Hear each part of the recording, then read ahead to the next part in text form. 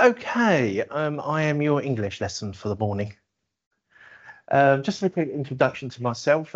I've been with the Warsaw School of Computer Science for about just over a year. It was a happy accident, and the school had a EU project on artificial intelligence skills, and I couldn't say no. So I've been here. I currently teach on English Language Masters. Cybersecurity I taught last year, and this year I'll be teaching cybersecurity and AI. And the project I've been working on for the last year is an EU project called Inauguracja, which is about AI skills in Europe, and we're trying to develop AI skills. We're running a pilot in a couple of weeks. It's a post-diploma course. And what's going to be developed in that post-diploma course will find its way into what you'll be learning later in a degree. So because what we're trying to do is to try to crystallize all the new AI that's been happening in the last 2 years and convert it into a format that can be taught by you. But that's not what I want to talk about today. What I want to talk about is actually what's going on with AI and what you need to do in order to succeed over the next few years. Because the IT industry and the IT job market, as you know it, as you're familiar with maybe your older cousins or your uncles or maybe people you know, is going to change. Okay, for two factors. Part of it is AI and part of it is economics. And the reason why I can see this is because similar things happened in the United Kingdom about 20 years ago. And I was working in the United Kingdom as an academic back then, okay, when just after the dot-com crash happened. Okay, so what's going on right now? Well, if we come over to the screen here, I'm just going to come over and point. This is what is called a hype cycle. It's a common business planning trick stroke gimmick from a company called Gartner Group. And what they do is they plot on where a particular technology is on the cycle. So there's like a kind of a part where it's beginning to pick up a bit of speed, it's beginning to get popular, might have potential. And then there's a part where everyone's talking about it. It's going to be the next big thing. It's going to change everything. And then people then realize that actually it won't, because things never quite.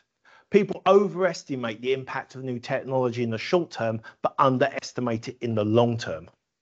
And then it then comes up to what's called the plateau of productivity, where people have worked out how to use it well, they've worked out what to use it for, and then it starts producing the real benefits.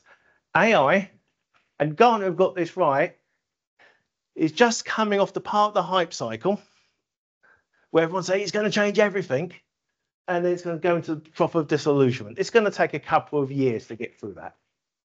Okay, and then by the time you finished, artificial intelligence will be an established technology. Okay, and it's something that you'll be, when you're building systems in industry, you probably will be having routine contact with. Okay, and if you don't believe me, and why, because what you're going to hear, you're going to see an article like this. This is in the year 2000, just when the dot-com crash was beginning to happen. The dot-com crash was when everyone was like e-commerce, etc., and it's going to change the world, and companies had ridiculous valuations in the stock market. And the internet may only be a passing fad for many users, and that people weren't going to use e-commerce. Allegro? Anyone? Amazon? But actually, it's not true. What happens is there's always, when you get one of these new technologies, there's like an overinflated idea about what's going to happen, and people are going to expect it will come tomorrow and not in 3 years' time. There's a bit of like a down cycle, and then it comes up to sanity. And this is what's going to happen while you're studying. So you're going to be an observer of this, okay? But other changes are going to come through, which will affect how you should study, how we as a university are going to have to change ourselves, and what it means for the job market later, okay, when you finish. And I want you to be aware of this, because if you take this opportunity in the right way, you are probably going to have access to better jobs on graduation and more interesting jobs than would have been possible now. If you get it wrong, there will be no jobs. Okay? So let's talk about how you guys, or the people who have started before you, are currently using AI in schools and universities. Well, it's a bit of a mess, to be perfectly honest. As in actually industry as well, people aren't entirely sure what people are doing with the technology, because this AI wave is different, because it's actually very, when we had previous AI inflections in the hype cycle, there was one about 30 years ago. It was hidden behind closed doors. It was in technology companies. Now everyone can use ChatGPT. Okay, those of you who are students, how many of you use generative AI, ChatGPT? Hands up. Okay, most of you. Those of you who aren't students, the older people, how many of you use ChatGPT? Yeah, because we're techies. But so everyone's used it. Your cat's used it. Your mother's used it. Yeah, even if it's to write a letter. You know, I've got to write. Let's say somebody worked in the UK for 10 years, came back to Poland, and now has to write a letter to someone because they need a document from the UK. They'll write it in Polish and say to ChatGPT, turn it into English. Yeah, even posting. Yeah, LinkedIn. I use DeepL a lot. Well, actually, I think the student office uses DeepL with me as well, because my Polish is hilarious. So if you ask students how they're using ChatGPT, US college students, about almost 70% say they're using it to write assignments. Okay. Well, this actually mirrors the real world in a way, because if you there's actually a statistic which everyone gets worried about, saying that only 8% of Polish businesses use AI. No, they use AI. More use AI. It's just that most Polish businesses use AI without the boss knowing about it. It's called shadow IT, and it's a cybersecurity risk. Most Gen AI use is under the business radar, okay? And they generally have a very weak grip. They are two worlds in Poland. They are the tech companies in Warsaw and Krakow and Gdansk, where they're using this all the time. They know the technology, they're developing new products. And then there is the small construction firm near Bowerstock, where perhaps two people use Gen AI because they have to write letters to a customer in Germany. Okay, and this also means, in terms of your generation and the older people, so for example, people in their 20s, Generation Z, they have their own responses to overload and disinformation. Generally, the response of younger people is just to ignore the noise. They realize that there is just so much information being pumped out there that unless it's from a source that you trust, you just ignore it. So this is affecting how people use it, and we're still working out how people are using this technology, and we're still working it through. This means there's going to be challenges for both you in keeping an eye on this, but also for us in trying to teach you how to use these tools effectively when you leave. So let's look at how AI is used in education. Well, it's vague. Nobody really knows. There's a lot of reports being written about people guessing about how AI could be used. Okay, but very little in the way of actually people observing how effective it is. This will come later. But at the moment, the ability to sit down and measure and find out what works or not is behind how people are using it. And it's going to take a few years for us to catch up. So we don't know really. What a lot of it is, and I'm going to quote quite a famous British computer scientist called Norman Fenton. He said in 1994 that software engineering research was intuition and advocacy. In other words, we argued for what sounded right. It should work, because I think it should work. A lot of this is going on now with generative AI. But over the next few years, we're going to work out a lot more about it. Okay, so as an institution, this means we're going to have to keep really keeping a very close eye on this and trying to weigh this into our teaching, because this is not like teaching databases, which is 50-year-old technology and we know how it works. This is so it's going to be active. The course, what we're going to be teaching you in some areas of your syllabus is going to change perhaps every 6 months, and we're going to have to work to that. So what are we worried about as a university? We're kind of a bit worried about students cheating as a whole. Okay. But I just want to give you a warning here.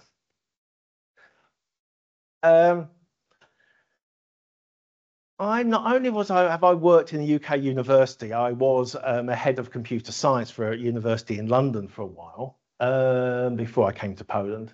The other thing that I am also is I'm a qualified English teacher. And when I read what ChatGPT produces, I thought, this is how we teach students to pass IELTS and TOEFL.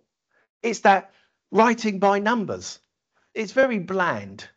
It has a certain voice to it. Okay. It's not that it means it's easy to detect. It isn't. Okay. I'll explain why in a minute. But it mostly is undetected. Most of the use is undetected. But what often is when people use generative AI to write things, it's stereotyped. It's like thinking of writing by numbers. There's no originality. There's no bite, which means it might pass, but it's not particularly good. You're never going to get an A for it. Okay. The other is that actually, when people have looked into it, students often spend more time trying to get ChatGPT to provide an answer that seems sensible, rather than actually just writing the material themselves, where you could have done a better job. And actually, we want to know what you think, not what ChatGPT thinks. But this is the real danger. And this is going to be a point I'm going to emphasize a few times. Everyone's going to be using ChatGPT, which means that if you go into the job market, you have to do better than that. When I was making cybersecurity assignments, some of the responses I got were quite general. It might be a good idea to install a virus checker. Oh, thanks for that. Very insightful. Of course you do that, right? And so one of my responses was, don't give me answers that ChatGPT could write. I want more than that. Nobody's going to pay you money for ChatGPT quality answers. People are going to pay you to be better than that. Okay? That's where you're going to get the money. So if you use an AI tool to generate answers, you're not learning anything. You're not honing those skills that you need to actually produce work of the insight, quality, and creativity that's going to allow you to actually land the kind of job that you are after. Okay, I mean, if you want to work in public sector information technology and putting in updates to Zeus PUE, please go ahead. But I think you are more ambitious than this. Oh, by the way, let's just say that some professors are no better. This is a generated diagram of a mouse for a journal. It's biologically meaningless as well as quite hilarious, because I've never seen a mouse with that kind of anatomy. And people are publishing, not really in Europe, but they have elsewhere been publishing papers where they've just generated the text. And in sometimes, because the people don't speak English, they even copy in the bit saying, you requested 5,000 words on, and they publish it, cut and paste it into the abstract of the paper. So often it's easily caught. So this is also a problem that the universities are worried about. But I just want to give you a word about detection. Okay. This is good news and bad news. If anyone says we can detect generative AI reliably, the answer probably is no. What we can detect is boring, bland, rubbish, general answers, which won't get you more than a C at best. Okay? Okay, so it's really yourself you're stealing from. And the part of the problem, reason why it's hard to detect, is that the voice you get from these things looks a lot like how English teachers train students to pass English writing tests. Might be because that's probably where they got the training data from. So what would happen if you use these detection tools without training is you'd end up, if I was in an English language environment, is I'd end up basically penalising all my non-native students because they've been trained to write like that because that's what English teachers do. So it is a problem. It's a problem because we got false positives. It's a problem because we could often detect international speakers of English who are just taught to write like that, which seems to be in a similar way to how ChatGPT writes. Okay, so we need to be really careful about detection. So what actually is the right way to do this? This is what you're going to see. Okay, first of all, before we go into AI can't do everything. There are tasks that AI can't do. And as you are probably aware, hallucination is a real problem. Sometimes generative AI just makes it up.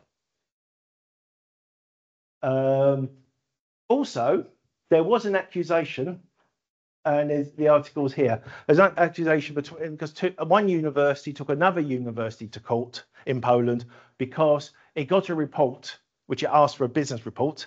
It asked BCG, it asked McKinsey, it asked a few other consulting companies and another university. The other university said they could do it more cheaply. They got the report, they didn't like it. And then there was an accusation. This got settled out of court, so I don't know if it's true, but the accusation, public accusation was that the university they commissioned to write the report used generative AI. Okay, so what I'm really trying to say to you here is if you want to actually have really sharp skills, which are going to be the job market, you can't be producing what generative AI could produce. Because if generative AI could produce it, they wouldn't employ you. They'll just put it on the computer, right? So it's not a question here about whether AI steals your job. It's a question about whether somebody else using AI will. So this becomes the next challenge. But actually, what you'll see is that you'll see tasks begin to change. Our assessment charts will begin to start to change. Not so much when you get into a room and get you to do an exam, because you can't use generative AI if we've locked you in a room without computers, right? However, what we can do is actually produce tasks which are kind of beyond what AIs can actually do for you, or at least are tasks which, to do well, you'd need to add to what the generative AI does, okay? And there's in education something called Bloom's taxonomy. So we'll be asking you away from questions like, please tell me what this is, to here is a problem, analyze it. Give me a presentation based on it. We're going to ask you a few questions. Your other peers might ask you questions too. The task we're going to do are going to change to make it harder for you just to hand this in without you adding something. The other thing we'll do is you'll probably see more and more that people will start setting assignments where we tell you to use generative AI as part of the assignment. So for example, could you put this prompt into a Copilot, and your job is to basically see how you could do it better. Okay, or we'll allow you to use generative AI, but you have to explain why you used it, how you used it, etc. So you're going to see changes in how we're going to assess. But the other thing I think was really going to change is that a lot of the reason why students often use generative AI is they don't see the point of the assignment they've got. What are they going to learn? What are they going to get out of it? And therefore, I think assignments are going to become a lot more authentic. They're going to be a lot more practical, so that people can actually see why are they doing this. Okay, so there's a challenge here, not just for you, but for us. And I just want to assure you that these slides were part of a conference we had in October. We spent the entire weekend here. Everyone went away for a weekend in the Warsaw School of Computer Science. We spent a weekend discussing how to do this. Some of our early speakers were there. So we are on the case here, but It is something we have to say. Now, let's come to what you need to do, okay? And how is it going to affect you? Well, let's have a look at some data. There are a lot of jobs which are going to be affected by AI. So in some areas, such as science and education, there's predicted to be a slight increase in jobs being created, and in some areas, a decrease. Well, this is not unusual. As new automation technologies come through, they affect industries differently, okay? But that said, this could take a long time. This is 2017 to 2037. Because when a new technology comes in, if it's software, it's going to happen quickly. If it's hardware, let's say even if we've got self-driving cars to work tomorrow, it will take 20 years to replace all the cars. Okay. So let's look at other areas. Here, computer and mathematical. They say about share of industry employment exposed to automation by AI, 29%. Okay. So there's some things which are very much with your hands. AI is going to do very little. Things like working in an office, AI could automate a lot of it. But again, this is going to happen over the next decade because things don't happen as quickly as people think. And it's also very hard to understand how this is going to affect things in more than general terms because it's just very hard to predict. Okay. And even if you construct the studies correctly, if somebody's on a educational pilot, and I'm about to start one, it's not necessarily a fair assessment of an educational pilot because I turn up and I'm running the pilot. I'm going to do my best to make sure this pilot succeeds. If I give it to someone who's not as motivated, a year later, the same course won't be as good because I'm on the pilot and I'm motivated. So what I'm going to say is take what I'm going to present with a little pinch of salt because it's hard to predict the future. But what I have seen is similar trends with similar technological changes work out over the last 30 years. So this is the main study in AI about using AI. And basically, this was for a consultancy. It wasn't for programming, it was for consultancy. Is that there was a definite measurable quality improvement and also speed of writing reports for consultancy reports that had better, because a lot of the boring work the generative AI could help them with, particularly for the lower half, the juniors. Okay, juniors seem to actually benefit more from this in terms of their productivity. This is important to know because we have co-pilots. We have special generative AI calls that write code, help you write code.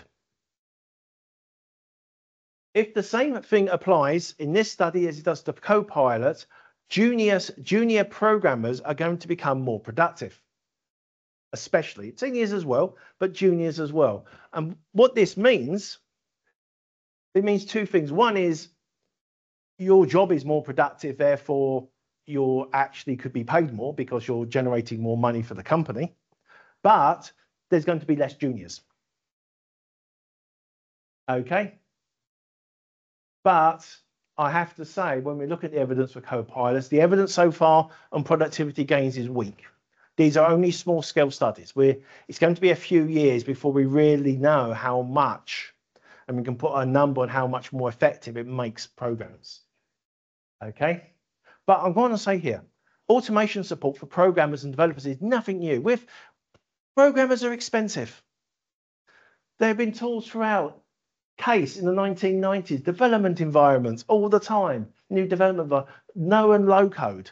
The idea of actually had to write minimal code and does a lot of the routine work for you. These are established technologies already. AI is just adding to it. So the jobs you're doing have been automated. Programmers are vastly more productive now than they were 30 years ago because of the tools. So what's your challenge? Well, I was in the UK for during the .com crash and afterwards. There was a time in the UK where we had our IT industry El Dorado. where you could just get a piece of paper that showed you programs and get into a well-paying job. In 2000, that ended. And then the UK, because of the dot-com crash, then the UK discovered outsourcing to India because it was cheaper there. And the UK IT industry and the profession got buffeted by waves of outsourcing and technological change, etc. Okay. This has not been a situation in Poland. Poland now is in a situation that the UK was just before 2000. There were lots of jobs, especially junior jobs everywhere for, in the last 5 years, loads of them. It was quite possible to sign on to a computing degree, learn a bit of programming and get a junior job while you were studying, earning quite decent money and getting work experience, so that by the time you finished your degree, you were a senior dev as well. Brilliant. Of course, everyone wants to do that. It's wonderful. But the problem here is that some people just got onto the ladder and stayed at the bottom, and some people have used this to develop their skills. What's going to happen, what happened in the UK was there were just coals of the bottom level of skills, and the number of junior jobs shrunk. And I'm going to come to that later. But the bit of advice I'm going to give you now is you need to learn as much as you can, because it's going to be harder to get a junior job and you don't want to stay there. You want to get to junior and up quickly. Once you're above junior, life is great. Okay, life is going to be great, but it's getting onto that ladder, because this is the experience about what's happened in the UK over the last 20 years. And let's talk about what employers are looking for, because the shape of the UK is probably going to be the shape of what's going to happen here. In general, employers look for most degrees. If I say somebody graduated, I don't know, from SWPS with a degree in sociology, I say, the employers are looking for soft skills. They're looking for them to problem solve, present, communicate, except for engineers. Mechanical engineering graduate from Polytechnica, well, he needs to know just lots about mechanics, right? But in UK, both are needed. We need people who can both do the technology and actually be able to articulate and work with people and understand what the IT is being used for. Okay, same in accountancy, believe it or not. Now, is this trend present in Poland? Not right now so much, but I think it's coming. So not only will you need technical excellence, you will need to be able to articulate your value. You need to be able to clearly express how your technological skills are going to benefit whoever's giving you the money and help them get there. Okay. And this is why in the UK, there's a paradox. They are constant calls for more skilled workers. We can't find the right people. All the time. It's been constant, even now. And the graduate salaries are quite high. But actually, over 10% of computer science graduates in the UK, it's usually between 10 and 15%, are unemployed after 6 months. Why is this? There's a shortage, right? Yes, for mid-level and senior staff, not for juniors. And this transformation is going to happen in Poland, because let's have a look. This is how it looks in India, and how it's looking in Poland right now. Is you have a big base of junior jobs, because Poland's been taking in outsourcing. You've been taking a lot of work from other countries because you're comparatively cheaper and the quality is there. And also remember that, say, compared to India, you're a lot easier for Westerners to deal with than take across to India, where there are cultural issues at play. So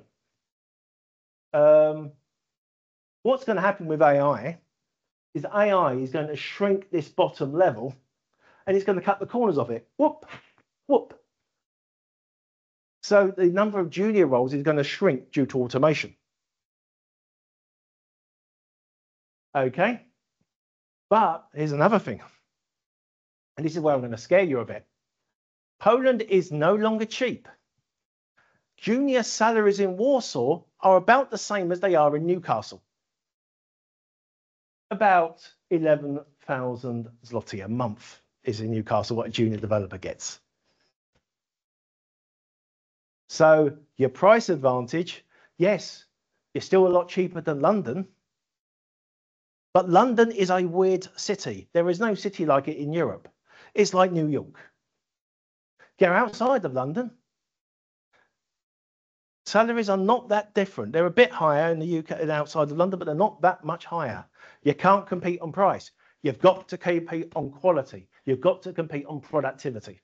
That's why you can't be graduating and be able to do what ChatGPT can do for you. You have to be better than that. But the good news is that if there are fewer junior jobs, there's more demand for middle and senior, which means if you get on the rung, you'll be very quickly into the middle of the IT industry, into the senior roles. And actually, that's where the fun is. Not only is it better paid, the work is just better and more fun. Okay? So there is now an issue where in Poland it's been relatively easy to get yourself into a junior role. Now it's going to get harder, but there's probably going to be more, if anything, more demand for senior roles. And if you get to those, life is better. So I just want to warn you, because people often ask the wrong question. People worrying about whether or not AI will steal your job. No. Somebody using AI probably would. But what you've got to watch out for are the sons of plumbers in Newcastle, because they did learn to code. You've got to watch out from programmers in lower wage areas of the West, because their wages are now similar to Warsaw wages. Okay, you're not competing on price anymore. You have to compete on quality, which means you've got the next 3 years are vital for you to get as much as you can in, and we're going to help you so that you can actually compete. So I just want to summarize it, and all I really want to summarize is there are two things going on. There's what's going on with AI, and there's what's going on with the economy, and they're both interacting. And what you really need to do now is to actually develop yourself in a way that allows you to be able to go to future employers to get that starter job. And that's not only do you have excellent skills, but you also can articulate it as well, which means you can't rely on generative AI to do it for you. But what you can do is you can use generative AI to be much more effective. Okay. But the good news is that jobs in the UK, once you've got your IT job, the jobs have never been better. And the same's going to happen in Poland. I'm optimistic. You're going to have lots of good jobs. It's just going to be harder to get on the entry level. So, thank you very much indeed for listening.